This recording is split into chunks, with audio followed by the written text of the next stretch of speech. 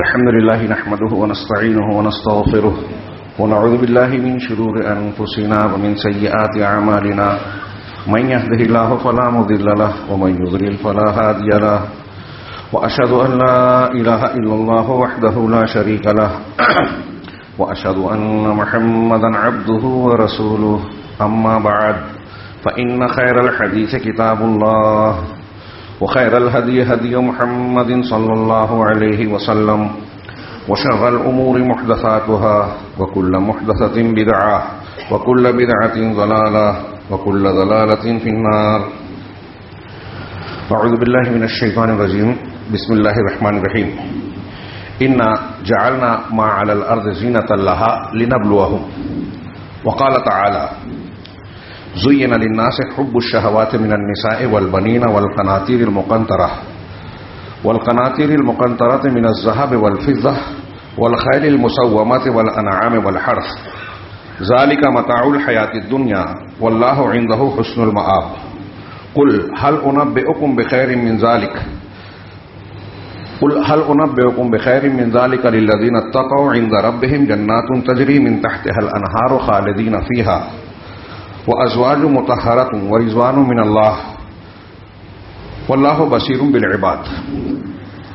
محترم حاضرین، آج اپنے سماج پر ارد گرد میں اپنے آپ میں ہم نظر ڈالیں تو یہ بات بہت صاف صاف نظر آتی ہے کہ لوگوں کی اکثریت اپنے قول سے، باتوں سے، زبان سے علم والی، شعور اور عقل والی نظر آتی ہے، لیکن جب عملی اعتبار سے جائزہ لیں، غور کریں تو معلوم ہوتا ہے کہ یہاں علم نہیں ہے، جہالت کا غلبہ ہے. شعور اور عقل کی بجائے حماقت اور بیوقوفی کا دور دورہ ہے. صحیح اور غلط کی تمیز، حق اور باطل کی پہچان جتنی ہے، جہاں غلطیاں ہیں ابھی اسے چھوڑ دیں. جتنی موجود ہے، شعور کی جتنی باتیں کی جاتی ہیں، وہ باتیں ہمارے اعمال میں، ہمارے ماحول میں قطعی نظر نہیں آتی، بلکہ جو شعور اور اچھائی کی باتیں ہم بیان کرتے ہیں، لوگوں کو نصیحت اور مشورے کی شکل میں ذکر کرتے ہیں، وہ خود ہماری زندگیوں میں ناموجود نظر آتا ہے. کیا وجہ ہے؟ اس پر مستزاد اور زیادہ برائی کی بات یہ نظر آتی ہے کہ محسوس یہ ہوتا ہے کہ لوگوں کو اس بات کا احساس بھی اب نہیں رہا. اچھائی اور برائی یا اپنے دل کو تذکیر کے ذریعے سے درست کرنا، اصلاح کرنا، دل کی بیماریوں سے علاج کروانا، اس کا احساس بھی باقی نہیں رہا. اللہ تبارک و تعالیٰ نے قرآن مجید میں جو ایک بات فرمائی اور مشہور ہے، ہم جانتے ہیں، کلا بل رانا علی قلوبہم ما کانوا یکسبون، کہ جو یہ کارستانیاں کرتے ہیں، ان کے کرتوتوں کی وجہ سے ان کے دلوں پر زنگ چڑھ گیا ہے. لیکن اس لیے دل کو وہ باتیں سمجھ میں نہیں آتی، دلوں پر وہ اثر نہیں ہوتا جو ہونا چاہیے. اس کی تفسیر میں ترمذی، ابن ماجہ اور مسند احمد کی صحیح روایت آپ نے بارہا سنی. اللہ کے نبی جناب محمد رسول اللہ صلی اللہ علیہ وسلم نے فرمایا کہ جب انسان کوئی گناہ کرتا ہے تو اس کے دل پر ایک سیاہ نقطہ پڑتا ہے. اگر وہ توبہ کر لے، معافی مانگ لے اللہ سے سچی، تو وہ سیاہی، وہ گندگی صاف ہو جاتی ہے. لیکن اگر وہ توبہ نہیں کرتا، مزید گناہ کرتا ہے، تو یہ کالا پن، سیاہی بڑھتے جاتی ہے اور اس درجہ بڑھ جاتی ہے کہ پورا دل زنگ آلود ہو جاتا ہے. اور دوسری آیتوں میں کہا کہ اللہ اس پر مہر لگا دیتا ہے. جب مہر لگ گئی، زنگ پوری طریقے سے چڑھ گیا، تو اب نصیحتیں کام نہیں کرتی، واضح و نصیحت کے اثرات نظر نہیں آتے، اور انسان کو دل کی سب سے بڑی بیماری قساوت قلبی لاحق ہو جاتی ہے، جو بہت تشویش کی بات ہے. اور پھر اس کا ایک نتیجہ قرآن و حدیث نے یہ بیان کیا کہ جب انسان گناہ کا خوگر اور عادی بن جاتا ہے تو اس کی ایک سزا، جو دنیا میں اور آخرت میں مختلف سزائیں ہیں، ان میں سے ایک بہت بڑی سزا یہ ہے کہ اللہ تبارک و تعالیٰ اب اس کو توفیق سے محروم کر دیتا ہے. توبہ کی توفیق سے، نیکی کی توفیق سے، اچھی باتوں کو قبول کرنے کی توفیق سے محروم کر دیتا ہے. یہ ہماری جو حالت ہے، اسے عذاب کی حالت سمجھنا چاہیے کہ ہم پر قرآن و حدیث کا اثر نہیں ہوتا، جنت و جہنم کے تذکرے سے ہمارے دل پگھلتے اور پسجتے نہیں ہیں. یہ عذاب کی کیفیت ہے. فلما زاغوا ازاغ اللہ قلوبہم، جب وہ ٹیڑھے ہو گئے تو اللہ نے ان کے دلوں کو بھی ٹیڑھا کر دیا. فی قلوبہم مرض فزادہم اللہ مرضا، ان کے دلوں میں روگ ہے، بیماری ہے، لہذا اللہ نے بیماری کو اور بڑھا دیا. یہ بیماری پر بیماری، ایک بیماری جو گناہ کی ہے سبب بنتی ہے نئی بیماری کی. اس اعتبار سے آپ غور کیجئے تو ہمارے سماج و معاشرے میں آج کون سا زندگی کا شعبہ ایسا ہے جہاں بگاڑ، انحراف اور خرابی نظر نہیں آتی. عقائد خراب، اعمال بگڑے ہوئے، اخلاقیات، معاملات اس میں حلال حرام کی، اچھائی برائی کی تمیز جیسے عملی طور پر ختم ہو گئی ہے. ہر کوئی اپنی خواہشات نفس کا پیروکار نظر آتا ہے.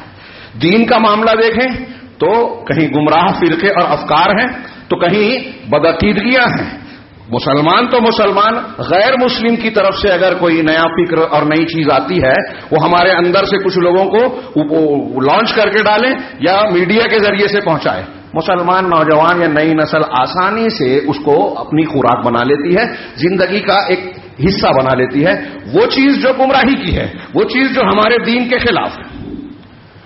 میرے ہاتھ میں کچھ کاغذات ہیں. ایک عرب عالم نے لمبی چوڑی بحث کی اور 12 اسباب بیان کیے کہ نوجوانوں کے اور نئی نسل کے انحراف کے اسباب کیا ہے، بگاڑ کی وجوہ کیا ہے.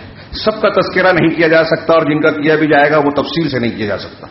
ان میں سے ہر ایک موضوع ہے اور اس موضوع کی اہمیت انہوں نے تمہیدی طور سے بڑے شاندار انداز سے بتائی کہ آج ہم دیکھتے ہیں کہ جہاں بگاڑ ہے وہیں اس سے بڑا بگاڑ یہ ہے کہ نئی نسل کی اکثریت یہ سمجھتی ہے کہ ہم بہت صحیح ہیں. ہمیں جو سمجھتا ہے کسی کو نہیں سمجھتا. ہم کچھ بھی کر لیں جنت ہمارے ہاتھ سے چھوٹنے والی نہیں ہے. ہم اللہ رب العالمین کے پیارے ہیں، محبوب ہیں اور اس کے انعامات کے مستحق ہیں، ساری خرابیوں کے باوجود اپنے آپ کو پارسا. یہ اور بڑی سنگین بات ہے. نتیجہ یہ ہے کہ جب آدمی اپنے غلط ہونے کے باوجود اپنے آپ کو صحیح سمجھتا ہے تو اصلاح کا دروازہ بند ہو جاتا ہے. ہاں، ان اللہ حجب التوبۃ علی کل صاحب بدعۃ، طبرانی کی صحیح روایت ہے کہ بدعتی آدمی کے لیے اللہ رب العالمین توبہ کے دروازے کو بند کر دیتا ہے، آٹھ اوٹ لگا دیتا ہے. بدعتی دین کا مخالف ہوتا ہے اور وہ اپنے آپ کو اچھا سمجھتا ہے.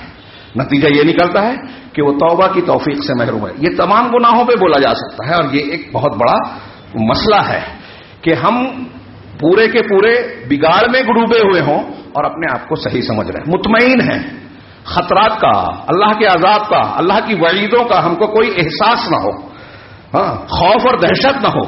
صحابہ کرام، حسن بصری رحمہ اللہ کہتے ہیں کہ مومن کی یہ پہچان ہے کہ نیکیاں کر کے بھی اللہ سے ڈرتا ہے کہ کہیں ایسا نہ ہو کہ اللہ پکڑ لے، میں گناہ کر دوں اور میری نیکیاں قبول نہ ہو اللہ کے ہاں. صحابہ کرام کو دیکھیے، جن صحابہ کرام کو اللہ کے نبی جناب محمد رسول اللہ صلی اللہ علیہ وسلم کی زبان صادق و مصدوق سے جنت کی بشارتیں ملی، وہ ڈرا کرتے تھے کہ کہیں ہمارے اندر منافقت نہ آ جائے، کہیں اللہ تعالیٰ قیامت کے دن پوچھ نہ لے کہ تم نے یہ کیوں کیا. کیا جواب دیں؟ کہیں ایسا تو نہیں ہم نے جو نیکیاں کی اس کا بدلہ دنیا کی نعمتوں کی شکل میں مل رہا ہے، دنیائی میں ہم پا جائیں اور آخرت میں محروم ہو جائیں. یہ آپ پڑھیے عشرہ مبشرہ، دیگر صحابہ کرام کے حالات، وہ نیکیاں کر کے ڈرتے تھے. حضرت حسن بصری کہہ رہے ہیں. اور منافق کی علامت یہ ہے، حسن بصری کے قول میں منافق کی علامت یہ ہے کہ وہ گناہ پر گناہ کیے جاتا ہے اور اللہ سے امیدیں باندھتا ہے کہ میرا بیڑا پار ہو جائے گا، میں کامیاب ہو جاؤں گا، میرا کچھ بگڑے گا نہیں، میں اللہ کا چہیتا ہوں، جیسے یہود کہتے تھے. آپ اور ہم کو جائزہ لینا چاہیے کہ ہم کس خانے میں ہیں. نیکیاں کر کے اللہ سے ڈرتے ہیں یا برائیاں کر کے امید رکھتے ہیں؟ دونوں میں سے کون سا کھانا ہے؟ ہمارے سماج کی حالت ہم غالب طور پر دیکھ رہے ہیں. اب یہ بہت اہم ٹاپک اور موضوع ہے، اس پر باقاعدہ دروس ہونی چاہیے، صرف نوجوانوں کے لیے نہیں، جوانوں، بزرگوں، والدین، سرپرستوں کے لیے بھی بہت سنگین مسئلہ ہے. ہمارے بگاڑ کی ایک جامع بات ایک دو جملے میں اگر کہیں کہ ساری باتوں کو سمیٹ دیا جائے تو یہ کہی جا سکتی ہے کہ ہمارے گھروں میں اور سماج میں اسلامی اور دینی تربیت کا اہتمام ختم ہو چکا. صحیح دینی اور اسلامی تربیت کا فقدان ہے، یا ہے تو بہت ہی کم ہے. اور جو ہے اس کے اثرات کو قبول کرنے والے دماغ اور لوگ نہیں ہیں، گھروں میں نہیں ہیں۔ بچوں کو جب بڑے نصیحت کرتے ہیں، والدین کوئی اچھی بات بتاتے ہیں تو انہیں گرا معلوم ہوتی ہے۔ مسجد میں خطبہ جمعہ مشکل سے 2-4 درس قرآن ہوتے ہیں، یہ بھی لوگوں کے لیے گرا معلوم ہوتا ہے، بھاری پڑتا ہے۔ دین کی تعلیم تربیت کا اور کون سا مقام ہے؟ ہاں، نیٹ اور انٹرنیٹ کا، کتابوں کا کتنا استعمال ہے، اچھا مطالعہ کتنا کیا جاتا ہے، اچھی مجلسوں کو ڈھونڈ کر دین سیکھنے کا کتنا جذبہ ہے، یہ ہم اپنے آپ سے اپنی کھلی آنکھوں سے دیکھ سکتے ہیں، غور کر سکتے ہیں۔ دین کہاں سے آئے گا؟ ہاں، دین آئے گا صحیح دینی اسلامی تربیت کا بھرپور اہتمام کرنے سے۔ اس کے بغیر ہم اپنی نسلوں کی، اپنے گھروں کی حفاظت کر ہی نہیں سکتے، خاص طور سے ایسی شکل میں جب بگاڑ پیدا کرنے والے، دین سے دور کرنے والے، انحراف کے مختلف اسباب بڑے منظم طریقے سے کام کر رہے ہیں۔ ہمیں اندازہ بھی نہیں ہے کہ دنیا کی بڑی بڑی طاقتیں ہماری نسلوں کو شکار کرنے کے لیے کیا کیا کر رہی ہیں جتن۔ کروڑوں ڈالر سالانہ کا ایک ایک ملک کا بجٹ الگ سے ہے، اکثر لوگوں کا خفیہ طور سے۔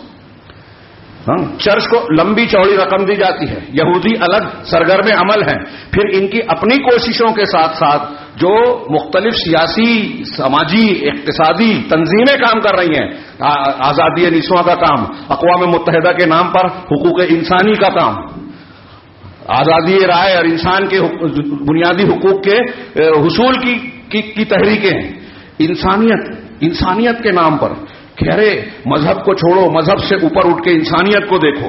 اس کا جتنی اس قسم کی سیکولرزم، سوشلزم، یہ ساری تحریکیں اصل میں نشانہ بناتی ہیں اسلام اور مسلمانوں کو۔ مختلف موقعوں پر اس پر کچھ تفصیلی گفتگو ہو چکی ہے، جمعہ کے خطبے کے مختصر سے وقت میں اس کا موقع قطعی نہیں ہے کہ ان پر تفصیلی یہ جتنی چیزیں چل رہی ہیں نا، ہمارے نوجوان جو ٹی شرٹ پہنتے ہیں جس پہ لکھا ہوا ہوتا ہے کئی سلوگن، یہودیوں کا نصارہ کا سلوگن لکھا ہوا ہوتا ہے، گلیمر اسپورٹس، کرکٹ، فٹ بال، ہاکی، جس ملک میں جس کھیل کا چلن ہے اس کو ذریعہ بنایا جاتا ہے اپنی فکر اور افکار کو اختیار کرنے، مسلمانوں کو قرآن حدیث اور دین سے، صحیح عقیدے سے، علماء سے دور کرنے کے لیے بطور ذریعہ استعمال کیا جاتا ہے۔ یہ میں ہوائی بات نہیں کہہ رہا ہوں، یہ ایسی چیز ہے جو انہوں نے اپنے پروٹوکولز میں تیار کی ہے، ان کے اصول و ضوابط کا حصہ ہے اور اس پر وہ عمل کر رہے ہیں۔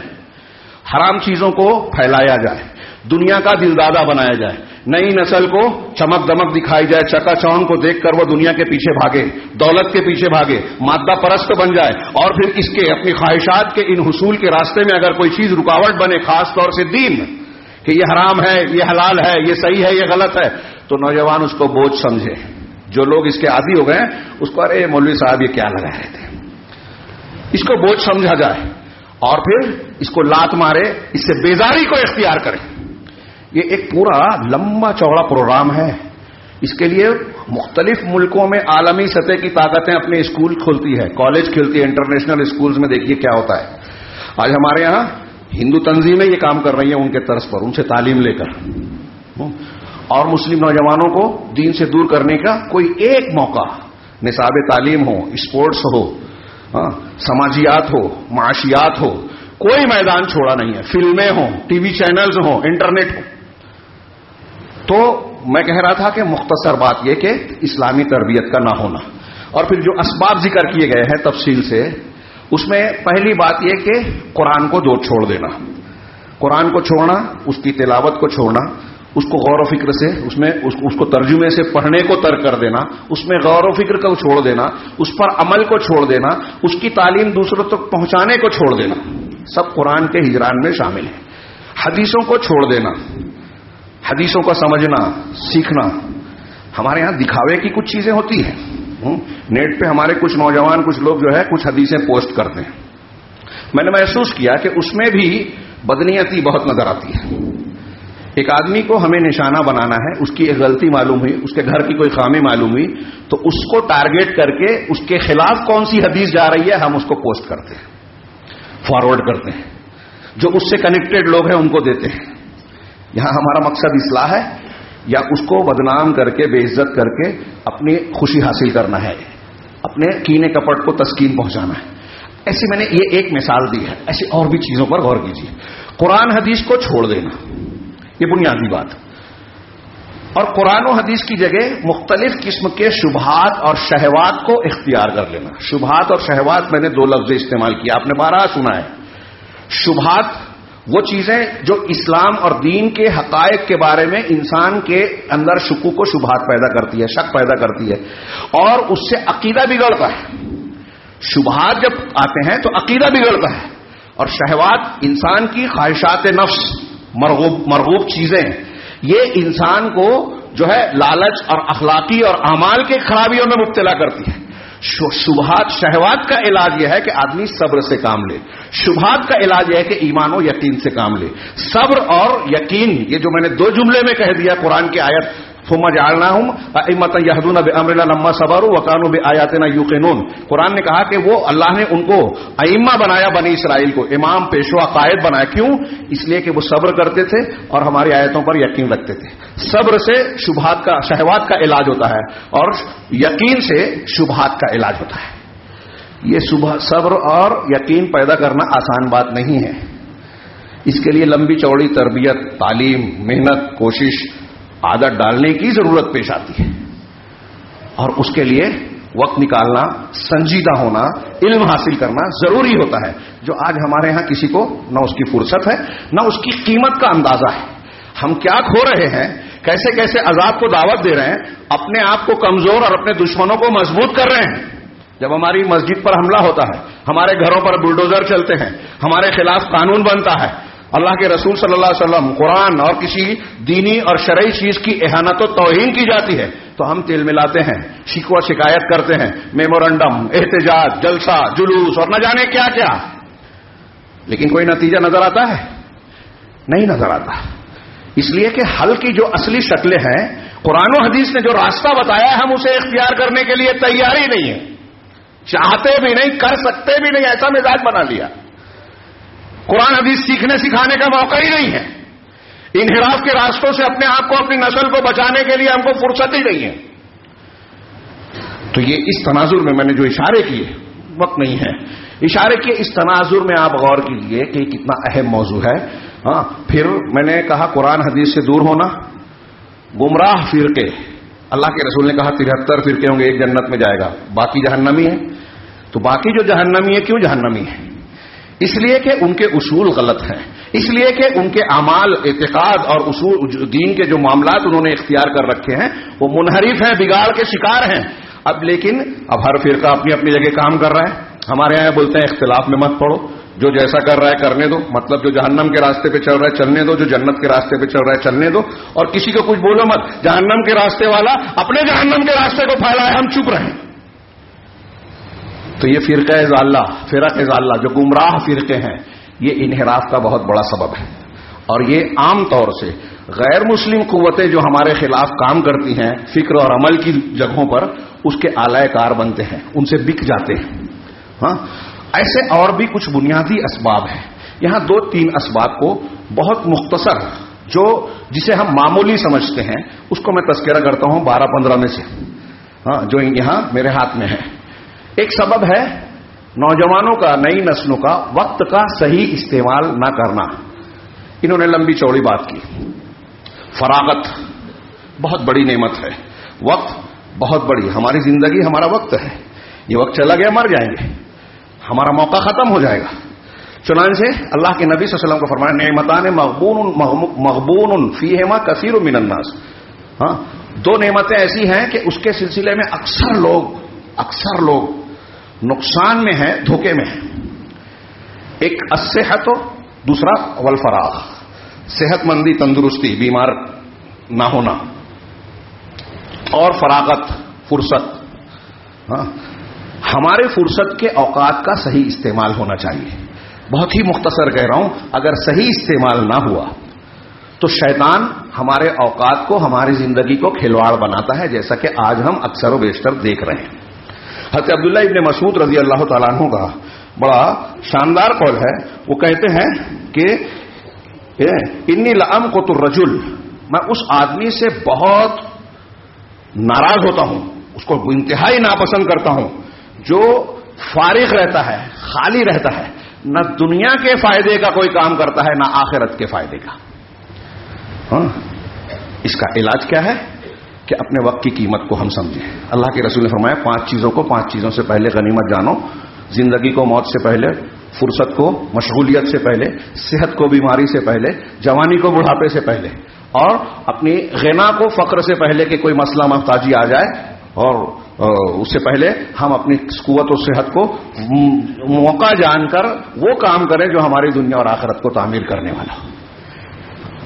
اس میں صرف ایک جملہ کہہ کے آگے بڑھوں کہ قرآن نے جو نقشہ کھینچا ہے کہ جب موت آئے گی تو ایک گنہگار آدمی کہے گا کہ اللہ تعالیٰ مجھے کچھ لمحہ اور موت کو مؤخر کر دے تاکہ کچھ دے دلا دوں، صدقہ و خیرات کر لوں، نیکیاں کر لوں. کہا جائے گا کہ نہیں، وَلَن يُؤَخِّرَ اللَّهُ نَفْسًا إِذَا جَاءَ أَجَلُهَا. جب کسی کا مقررہ وقت آ جاتا ہے تو اللہ تبارک تعالیٰ کسی نفس کو ایک لمحے کی بھی فرصت اور دیر نہیں کرتا، مؤخر نہیں کرتا. وقت کی قیمت کے لیے سمجھنے کے لیے اس سے زیادہ بہترین کوئی بات نہیں ہو سکتی کہ آپ اور ہم سوچیں کہ جب مرنے لگیں گے تو ہم کو 1 سیکنڈ نہیں ملے گا، 1 سانس زیادہ نہیں ملے گی. تو جو سانسیں ملی ہیں، جو لمحے ابھی ملے ہیں، ہم اس کی قدر و قیمت کو جانیں اور اس کو سمجھیں.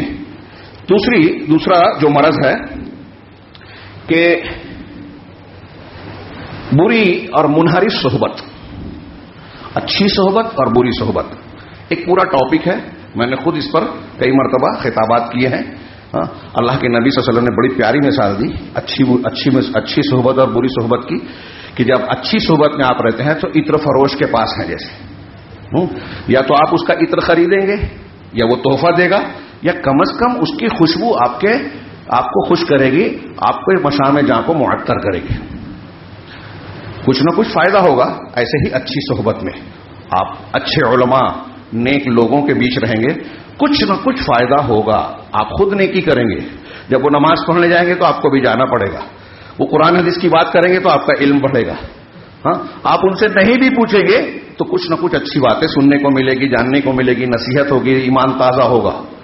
غفلت و گمراہی والی باتوں سے محفوظ رہیں گے، غیبت و چغلی سے محفوظ رہیں گے. تو یہ اچھی صحبت. بری صحبت لوہار کے پاس بیٹھنا، یا تو آپ کے گرد و غبار سے آپ کا دامن خراب ہوگا، گندگی آپ کو لگے گی، اور آپ خود بھی جو ہے اس کی صحبت میں مجروح ہوں گے.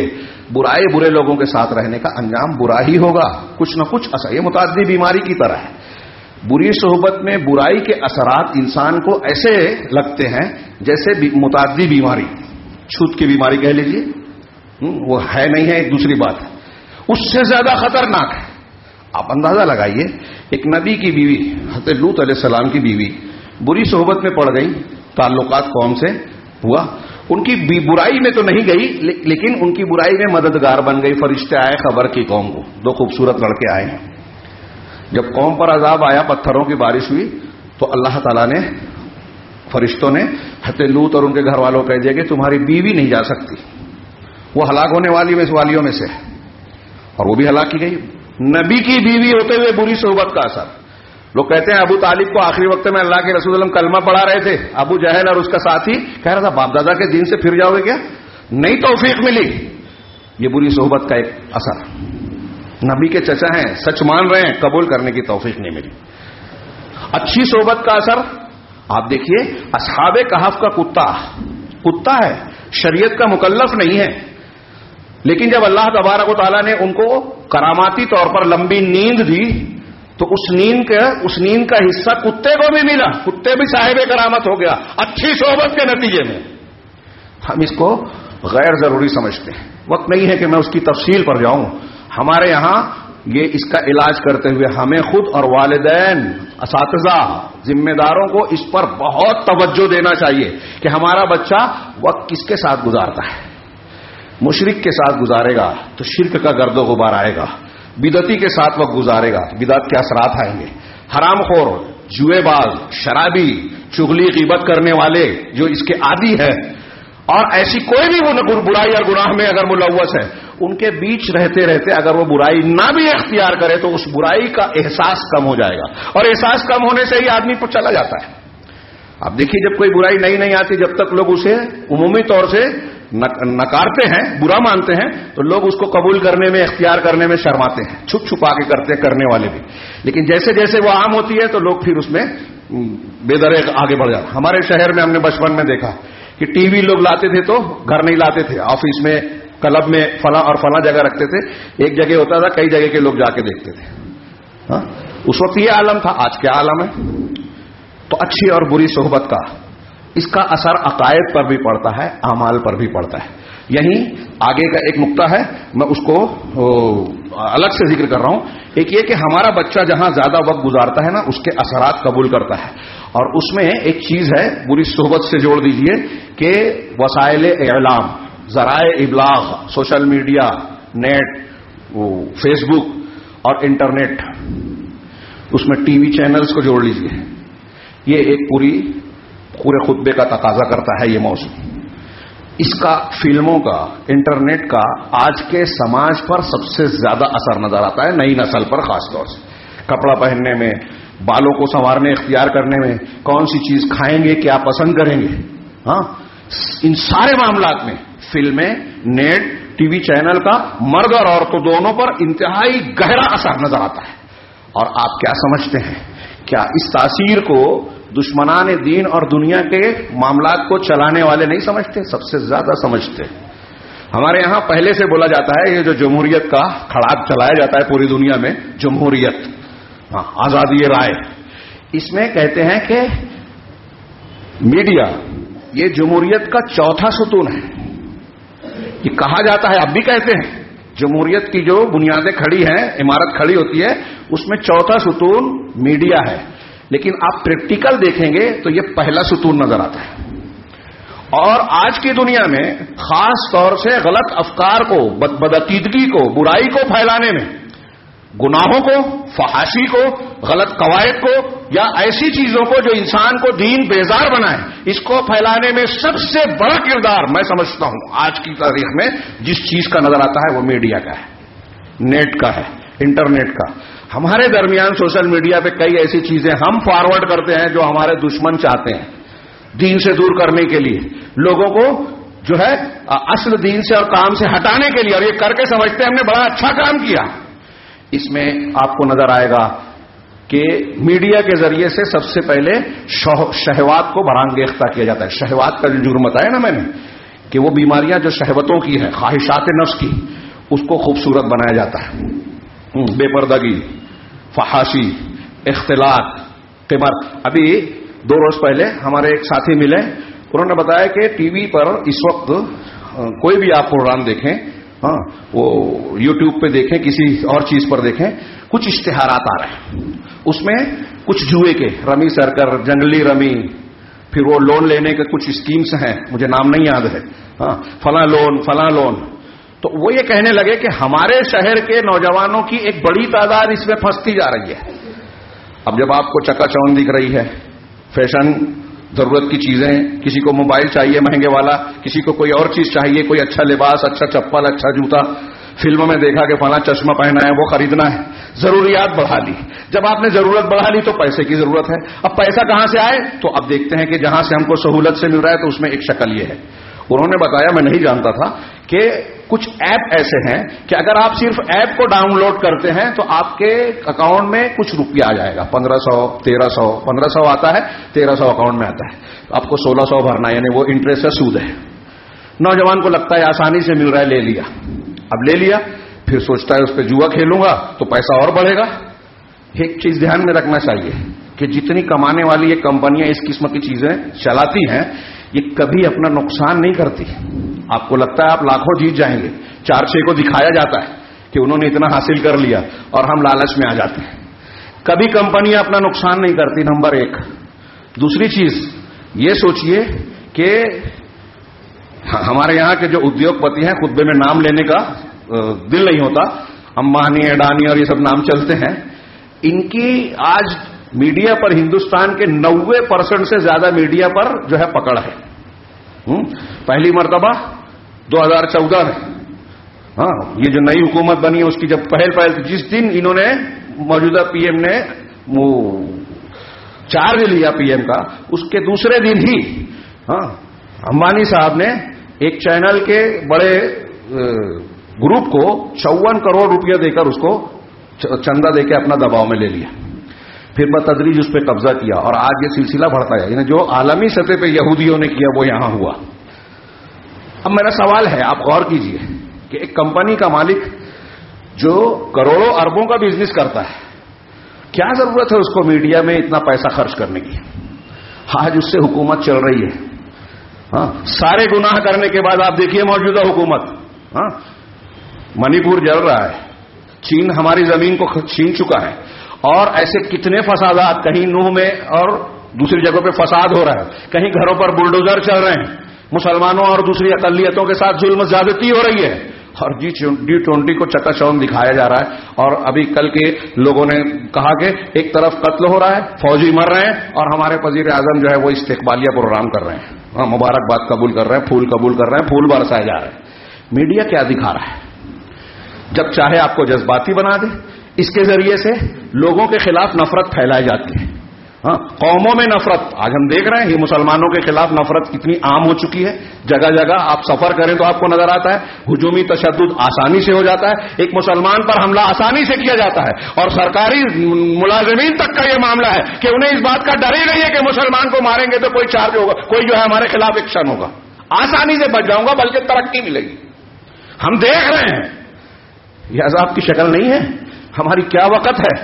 خوف دہشت میں عام انسان تو چھوڑیے, میں کبھی یہ بات بار بار کہہ رہا ہوں, ہمارے خاص لوگ, لیڈران, کس لیڈر سطح کے لوگ بھی جو ہے خوف اور دہشت میں جی رہے ہیں کہ کب کون سا قانون بنے, کب ہم پر پابندی لگ جائے. نیا قانون بن گیا, بغیر کسی تحقیق کے ہم کو اندر ڈال دیا جائے گا. سال بھر تو ابھی کیس بورڈ پر آئے گا ہی نہیں, کوئی بھی محفوظ نہیں ہے. یہ میڈیا کے ذریعے سے ساری خرابیوں کو اچھا بتایا جاتا ہے. چوریاں ہیں, ڈکیتیاں ہیں, جان مال عزت و آبرو محفوظ نہیں ہے, فساد ہے, نہ جانے کیا کیا ہے, لیکن میڈیا میں تصویر یہ ہے کہ بہت کام ہو رہا ہے, ترقی ہو رہی ہے. ہاں, ترقی کی شرح اتنی زیادہ بڑھ رہی ہے, نفرت پھیلائی جاتی ہے. نفرت مسلمانوں کے خلاف, مسلمانوں میں نفرت دین کے تعلق سے, مسجد کے تعلق سے, قرآن حدیث کے تعلق سے, علماء کے تعلق سے. اس کو آپ معمولی بات نہ سمجھیں.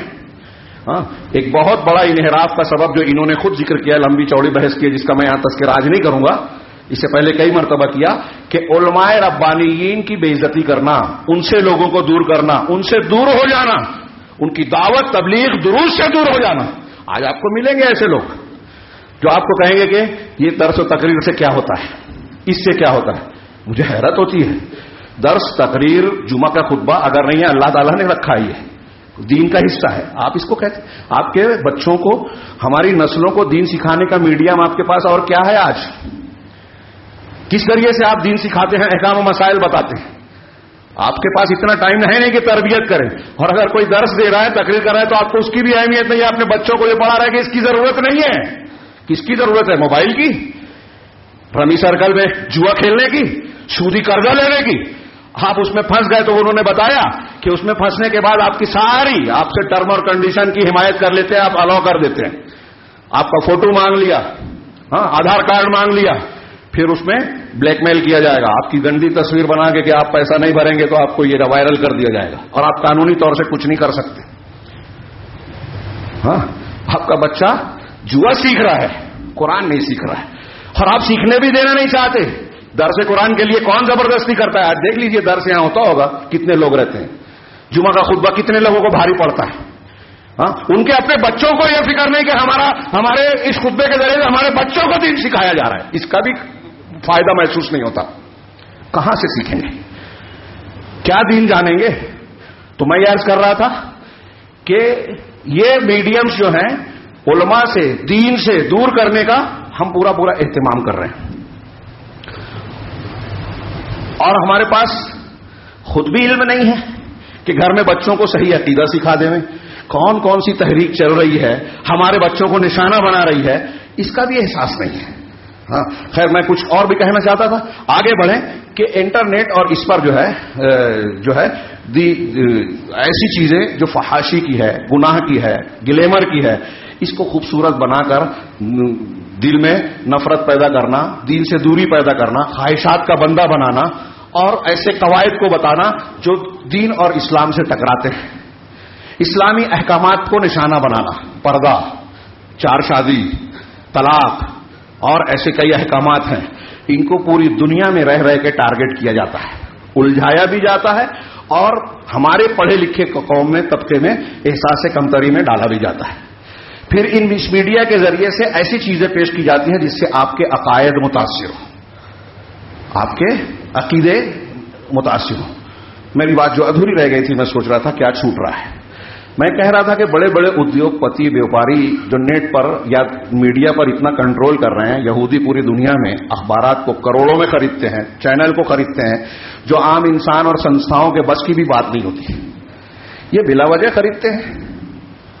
اس کا کوئی نہ کوئی مقصد ہے نا، یہ حاوی ہو کر حکومت کرنا چاہتے ہیں، اپنے افکار، اپنے افکار کو پھیلانا، اپنے غلط کو صحیح بتانا، اور ایسے بہت سارے مقاصد کہ سارے گناہ کرنے کے بعد یہ ان کے بزنس کا ایک حصہ ہے اور وہ نقصان نہیں اٹھانا چاہتے۔ تو میں یہ بیچ میں پھر سے دوہرا دوں کہ یہ جو اپنے بچوں کو، نوجوانوں کو سخت تاکید کریں، اس کا علاج کرنے کے لیے نگاہ رکھیں کہ وہ کہاں وقت گزار رہے ہیں۔ موبائل ہاتھ میں لیا ہے تو کون سا پروگرام دیکھ رہے ہیں، ان کو گمراہی کے راستے پہ ڈالنے والے چیزیں دیکھ رہے ہیں یا کچھ کام کی چیزیں دیکھ رہے ہیں۔ ہمارے یہاں گھنٹوں لوگ، آج کل سنا ہے کرکٹ چل رہی ہے، ہمارے نوجوانوں کو، ہم کو گھنٹوں کی فرصت مل جاتی ہے، دین کے لیے 1 گھنٹہ بہت مشکل ہے، گھنٹوں کی فرصت ملتی ہے اور پھر اس میں لگ جاتے ہیں، پھر اس میں ان کی پسند ناپسند، ان کے ہیروز جو ہے وہ اسپورٹس مین ہیں، فلم اداکار ہیں، صحابہ کرام کو جانتے نہیں، اللہ کے رسول کی سیرت کو پڑھنے کی فرصت نہیں ہے، نہ گھر میں کتاب ملے گی، باپ نے بھی انتظام نہیں کیا۔ تو اس پر توجہ دیں، اللہ کے نبی صلی اللہ علیہ وسلم کی سیرت پڑھائیں، صحابہ کی سیرت پڑھائیں۔ آپ اگر موبائل دے رہے ہیں تو اس پر نگاہ رکھیں، بہت ہی اہم ہے، یہ بہت ہی ضروری ہے۔ اپنے بچوں کو مسجد سے، علماء سے، دین سے، دینی جماعت سے جوڑیں، اجتماعیت سے جوڑیں۔ یہ ایک سبب ہے کہ آدمی اجتماعیت سے اور جماعت سے الگ ہوتا ہے تو شیطان، حدیث میں ہے کہ بھیڑیا جس طرح الگ بکری کو، ریوڑ سے الگ بکری کو اپنا لقمہ بناتا ہے، ایسے ہی شیطان جو ہے ایسے انسان کو جو جماعت سے الگ ہو جائے ان کو اپنا لقمہ بناتا ہے۔ یہ جماعت سے، اور جماعت کون ہے؟ جو حق پر ہو، قرآن و حدیث پہ چلنے والی، چاہے آپ اکیلے ہو، وہ جماعت ہے۔ وقت زیادہ ہو گیا، میں 1-2 سبب کا سرسری ذکر کر دوں کہ جذباتیت، دکھاوا، اس کے پیچھے جانا، یہ دونوں تینوں چیزوں میں ملا کر ایک چیز نوجوان کو، کہ اگر آپ، ایک چیز اور انہوں نے بیان کی کہ گمراہ اکثریت کے پیچھے جانا، یہ 2-3 چیزیں بیان کر دی۔ بہت سارے لوگ کثرت سے ایک غلط کام کر رہے ہیں تو آدمی سوچتا ہے اتنے لوگ کر رہے ہیں تو میں بھی کروں، ہمارے یہاں بولتے ہیں جو سب کا ہوگا میرا بھی ہوگا۔ ایک ہے جذباتیت، غور و فکر نہ کرنا، آدمی غصے میں آنا، بعض مرتبہ یہ اچھی چیز ہوتی ہے، جذباتیت اچھی چیز ہوتی ہے، لیکن جب یہ عقل کے تابع ہو، اور عقل شریعت کے تابع ہو، عقل ہماری سوچ و فکر شریعت کے تابع ہو، شریعت کے دائرے میں سوچیں، اور ہماری عقل جو ہے، ہمارا جذبہ ہمارے عقل کے تابع ہو، تب یہ اچھی چیز ہوتی ہے، ورنہ یہ جلد بازی میں مبتلا کر دیتی ہے اور ہمارے نوجوانوں کو ایسے کاموں میں ڈال دیتی ہے جو انسان کو دنیا اور آخرت کے نقصان میں ڈالنے والی ہے۔ جیسا کہ ہم دیکھتے ہیں آسانی سے ہمارے نوجوان منکر حدیث بن جاتے ہیں، کچھ تحریکی اور جذباتی لوگ آتے ہیں دین کے نام پہ کہ یہ سلفیت ہے، کسی کو اس کو کافر کہہ دیا، اس کو مرتد کہہ دیا۔ جو علماء اعتدال سے چلتے ہیں کہتے ہیں کہ یہ بزدل ہیں، یہ کافر ہیں، یہ مرجیہ ہیں، یہ فلاں ہیں، اور اس قسم کی جذباتی باتوں کی بنیاد پر گمراہی کے افکار کو اختیار کرتے ہیں، لوگوں میں پھیلاتے ہیں اور اپنے گھر کا اور اپنی قوم کو نقصان پہنچاتے ہیں۔ لہذا اس کے لیے قرآن و حدیث کا مطالعہ، علماء کا ساتھ، علماء کی رہنمائی بہت ضروری ہے۔ یہ نیٹ اور انٹرنیٹ کی ایک خرابی اور بھی ہے کہ علماء کے نام پر مجہول لوگوں سے لوگ علم حاصل کر رہے ہیں جو معتبر علماء نہیں ہیں۔ ایسے لوگ، یہاں میں وضاحت کر دوں، ایسے لوگ بردرز ہوں، دوسرے ہوں، جو اپنی یاد کی ہوئی یا تیاری کی ہوئی ٹاپک پر جو ہے کچھ باتیں بتاتے ہیں، ٹھیک ہے، لیکن اللہ کے رسول صلی اللہ علیہ وسلم، میں اکثر یہ بات کہتا ہوں کہ اللہ کے رسول نے کہا کہ اگر ایک آیت بھی آپ جانتے ہیں تو لوگوں کو پہنچاؤ۔ اب میں ایک آیت جانتا ہوں اور 10 آیتیں پہنچاؤں تو کیا ہوگا؟ آج یہی ہو رہا ہے کہ مجہول لوگوں کے فتوے چل رہے ہیں لوگوں میں اور پبلک ان کو پسند کر رہی ہے۔ علماء کو چھوڑ کر جو لوگ عالم نہیں ہیں باقاعدہ، ان سے فتویٰ لینا بہت بڑی گمراہی کا دروازہ کھولتا ہے، اور غلط قسم کے افکار، غلط قسم کی فکر اور علم پھیلتا ہے۔ تو ایسی کتابیں، ایسی شخصیتیں لانچ کی جاتی ہیں. ایک انجینئر ہے جو دین پیش کر رہا ہے، ہمارا نوجوان اس کو لائک کر رہا ہے. تو یہاں میں ایک بات یہ بھی کہنا چاہتا ہوں، وہ نیٹ کی بات ہو یا یہ جو بری چمکدار چیزیں، اکثریت کسی کی شیریں زبانی پر، ظاہری شکل و صورت پر، ظاہری اچھائی اور خوبصورتی سے دھوکہ نہیں کھانا چاہیے. جیسے کہ اللہ کے رسول صلی اللہ علیہ وسلم نے خارجیوں سے کہا تھا، صحابہ سے کہا تھا کہ تم اپنی نماز کو ان کی نماز سے کمتر سمجھو گے، اپنی تلاوت کو ان کی تلاوت سے کمتر سمجھو گے، لیکن وہ دین سے ایسے نکل جائیں گے جیسے تیر شکار کو چھید کر نکلتا ہے. اگر وہ ملے تو انہیں قتل کرنا. میں اکثر یہ بات کہتا ہوں کہ آج ہمیں جو ملیں گے تو ہم لائک کریں گے. ہمارے یہاں شعور نہیں رہا. بہت ذہین لوگوں کو دیکھیے آپ، ایسے لوگوں کو جو گمراہ فکر رکھتے ہیں، کہتے ہیں ان کی اچھائیاں دیکھو نا. اگر آپ بدعتی، شرک کرنے والے، گناہ اور فساد کرنے والوں کی کچھ اچھائیوں کی بنیاد پر ان کو بڑھاوا دیتے ہیں تو آپ گناہ کو بڑھاوا دیں. دنیا میں کوئی انسان آپ کو نہیں ملے گا جو 100% غلط ہے. کچھ نہ کچھ خوبیاں سب میں رہے گی. تو اس کی بنیاد پر اس کی غلطی پر خاموشی اختیار کر لیں، بڑھاوا دے دیں؟ نہیں. تو لوگوں کی زبان، اور ظاہر سی بات ہے جو ہمارا میڈیا ہے، دنیا کے باطل پرست لوگ ہیں، وہ پیسہ زیادہ خرچ کرتے ہیں. یہ اللہ کا امتحان ہے. وہاں آپ کو گلیمر دکھے گا، چکا چوند دکھے گی، بڑا پروگرام، اتنی شاندار مجلس، اتنی بڑی کانفرنس، اتنی تعداد. ان چیزوں سے دھوکہ نہیں کھانا چاہیے. یہ چند اسباب میں نے ذکر کیے اور ابھی بہت سارے باقی ہیں. ہاں، ان چیزوں کو سامنے رکھیے اور اس مضمون کی، چاہے آپ کو ایسا لگا ہو کہ کچھ غیر ضروری ہے، لیکن میں آپ کو پھر سے متنبہ کروں کہ یہ مضمون اور یہ موضوع آج کی تاریخ میں ہمارے سماج، معاشرے، گھر کو اور ہم نے اپنے آپ کو بچانے کے لیے انتہائی ضروری ہے.